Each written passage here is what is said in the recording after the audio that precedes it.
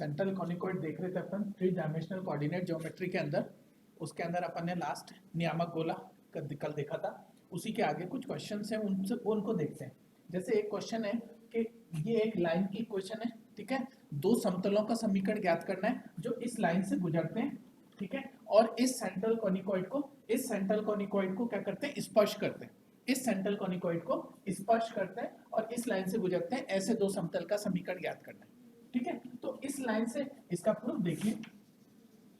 Proof first का, इस line से गुजरने वाले और सेंट्रल इस लाइन से गुजरने वाले समतल का समीकरण क्या होगा अपने पास? 7x + 10y - 30 + लैम्डा और 5y - 3z = 0। s + lambda y जैसे s + लैम्डा p = 0, ठीक है ना। इस लाइन से गुजरने वाले, या S1 और S2 कह दो, या P1 और P2 कह दो। तो 7x + 10y - 30 + lambda 5y - 3z, इस लाइन से गुजरने वाले समतल का समीकरण। ये किसका समीकरण है? समतल का समीकरण। इसको थोड़ा सा सॉल्व करें तो 7x प्लस यहाँ तो है 10y प्लस लैम्डा 5y, ठीक है। तो y भी कॉमन आ गया और क्या कहते हैं 5 भी कॉमन आ गया। तो यहाँ पर आपका आ गया 2 और यहाँ पर आ गया आपके पास लैम्डा y, ठीक है। या अपन वो ना करें तो ये आ जाएगा अपने पास 10 + 5 लैम्डा y, ठीक है, -3z, ठीक है। 3z ये 30 है तो -3 लैम्डा z -30 = 0। ये अपने पास समतल का समीकरण आ गया, ठीक है ना। समतल के समीकरण के बाद ये भी समतल का समीकरण है, ठीक है ना। ये भी समतल का समीकरण है, ठीक है।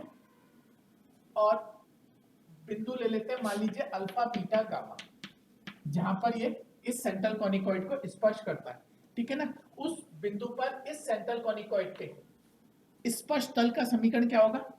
इस बिंदु पर इस सेंट्रल कॉनिकॉइड के स्पर्श तल का समीकरण क्या होगा? 7 alpha x + 5 beta y + 3 gamma z = 60, ठीक है, =60। या इसको अपन थोड़ा सा उस तरह से लिखेंगे तो ये आएगा अल्फा x / 60/7, ठीक है, प्लस यहाँ पर आ जाएगा अपने पास beta y 12 plus gamma z / 20 = 1, ठीक है। ये भी एक स्पर्श तल का समीकरण है और ये भी एक स्पर्श तल का समीकरण है। दोनों को कंपेयर करें, अगर दोनों को कंपेयर करें तो किस तरह से लिख सकते हैं अपन? यहाँ पर alpha / 60/7/1 = beta / 12 / 10 + 5 lambda = gamma / 20 upon यहाँ पर कितना है 3 लैम्डा = 1 अपॉन ये इधर गया 30 तो 1/30, ठीक है। ये इस तरह से अपने पास आ जाएगा। इसको अपन और थोड़ा सा सॉल्व करें, ठीक है ना। यहाँ से अल्फा का मान मैं डायरेक्ट लिख लेता हूँ। अल्फा का मान आएगा 2, बीटा का मान आएगा यहाँ पर 2 10 + 5 लैम्डा 2 10 + 5 लैम्डा अपॉन 5, ठीक है, अल्फा बीटा। और गामा का मान आएगा यहाँ पर -2 लैम्डा।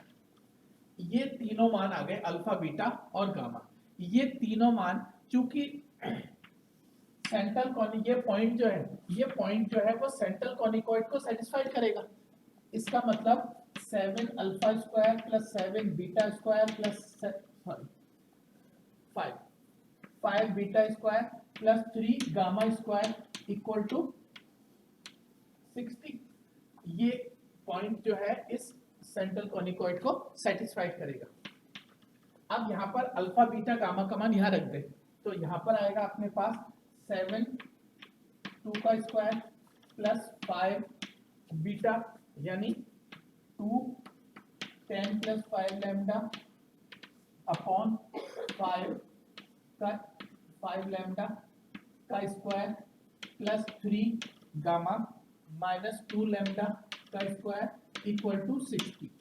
ठीक है, इसको अपन अगर सॉल्व करें, इसको अपन सॉल्व करें तो डायरेक्ट में लिख रहा हूँ लैम्डा का मान आ जाएगा -1 और -3/2।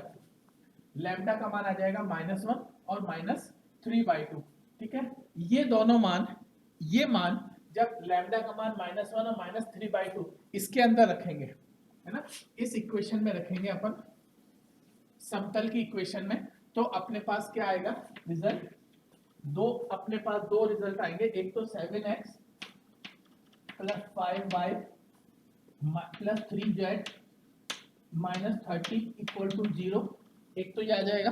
ठीक है, और ऐसे ही लैम्डा इक्वल टू -3/2 रखेंगे तो अपने पास दूसरा समतल आ जाएगा।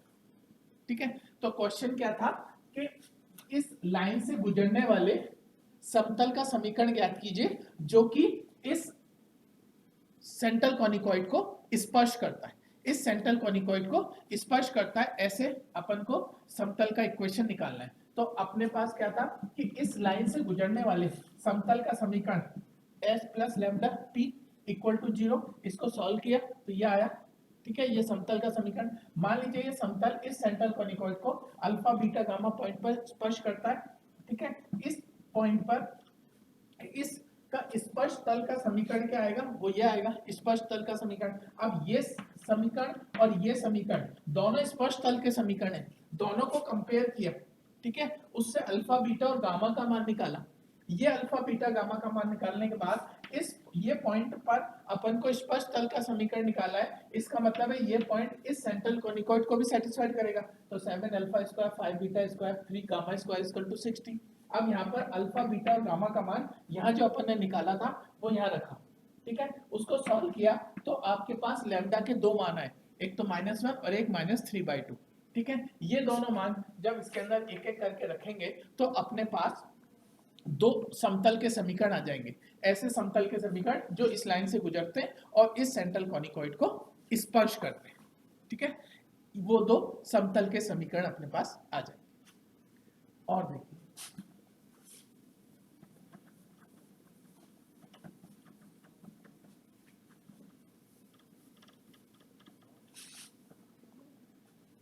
एक और दूसरा क्वेश्चन है, एक और दूसरा क्वेश्चन है अपने पास।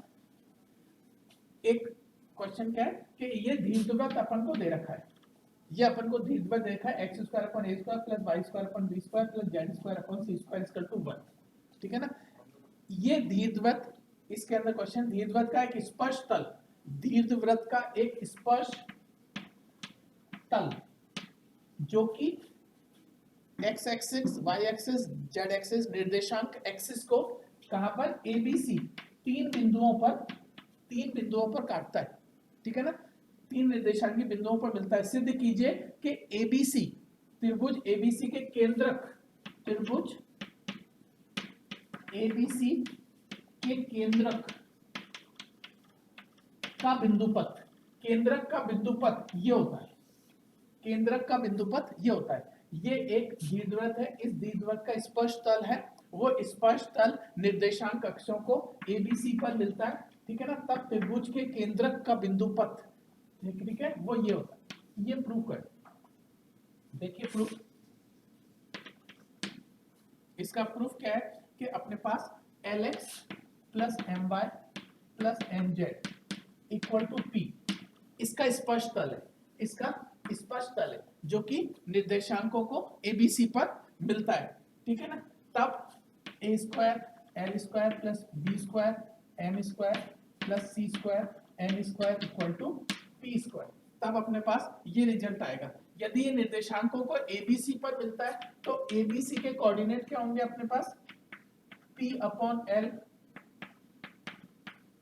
B के 0, P अपॉन ये होंगे P upon L, P upon L से 0, और C के कोऑर्डिनेट होंगे 0 0 P अपॉन N। ठीक है, ये ABC के निर्देशांक हो गए। मान लीजिए कि त्रिभुज के केंद्रक के बिंदुपथ XYZ हो, है ना, केंद्रक के बिंदुपथ जो त्रिभुज है उसके केंद्रक के कोऑर्डिनेट x y z है, तब क्या होगा, x बराबर किसके होगा, p upon l plus 0 upon 3, ठीक है। y बराबर किसका होगा, 0 plus p upon m plus 0 upon 3, और z बराबर होगा 0 plus p upon n upon 3, ठीक है। इनको थोड़ा सा सॉल्व करें अपन, तो यहाँ से p अपॉन 3l है, ठीक है। l का मान कितना निकलेगा, यहाँ पर l का मान निकलेगा p अपॉन 3x, m का मान कितना निकलेगा यहाँ पर p अपॉन 3y, और n का मान कितना निकलेगा p अपॉन 3z।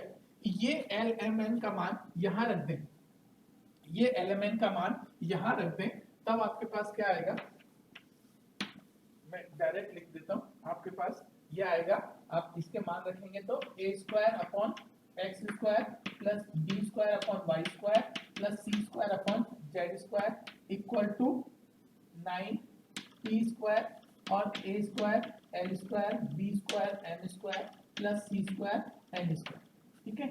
और ये यहाँ पे इसका मान p स्क्वायर के बराबर है, तो यहाँ पर क्या आ जाएगा, केवल p से p स्क्वायर कैंसिल, तो यहाँ आ जाएगा 9। इसका मतलब है कि a square upon X square plus b square upon Y square plus c square upon Z square equal to 9। ये अपने पास रिजल्ट आ गया, ठीक है। अपने पास क्वेश्चन क्या था कि ये दीर्घवृत्त है, इस दीर्घवृत्त का स्पर्श तल, ठीक है, स्पर्श तल निर्देशांक एक्सिस को, कोऑर्डिनेट एक्सिस को ABC पर मिलता है, ठीक है ना। तब जो ABC त्रिभुज है, उस त्रिभुज के केंद्रक का बिंदुपथ ये, ठीक है। तो अपने पास इस दीर्घवृत्त का एक स्पेशल स्पर्श तल जो कि निर्देशांक एक्सिस को ABC पर मिलता है, तो A और B और C के कोऑर्डिनेट ये होंगे, ठीक है। अब मान लीजिए कि जो बिंदु पथ है, जो केंद्रक है अपने त्रिभुज का, उस केंद्रक के कोऑर्डिनेट x y z है, तो x बराबर ये होगा, y बराबर ये, z बराबर ये। इनको सॉल्व करके एलिमेंट का मान निकाल लिया, ये एलिमेंट का मान यहाँ पे रखा, तो इसको सॉल्व करा, तो देखिए आपके पास क्या आ गया, बिंदु पथ क्या आ गया, a square upon X square plus b square upon Y square plus c square upon Z square equal to 9। यही प्रूव करना था, ठीक है। इस तरह से इसके अंदर सेंट्रल कॉनिकॉइड के अंदर अपन ने कुछ इसकी डेफिनेशन, सेंट्रल कॉनिकॉइड के नियामक गोले की समीकरण, इन चीजों को देखा। इसके बाद अब अपन इसके सेंट्रल कॉनिकॉइड के नॉर्मल्स को देखेंगे, ठीक है ना। सीधे इसके बाद अपने कोर्स में नॉर्मल्स हैं, उनको देखेंगे।